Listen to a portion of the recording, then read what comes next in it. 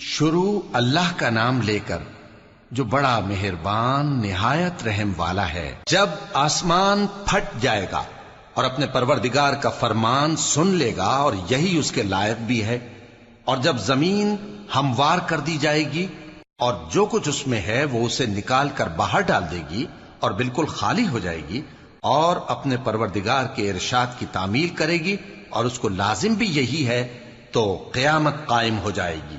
ए इंसान, तू अपने परवरदिगार की तरफ पहुंचने तक खूब तकलीफ उठाता है, फिर तू उससे जा मिलेगा।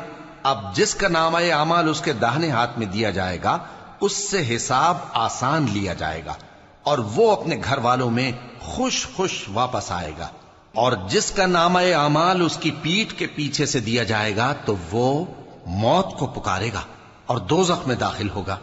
वो अपने अहलो अयाल ही में मगन रहता था।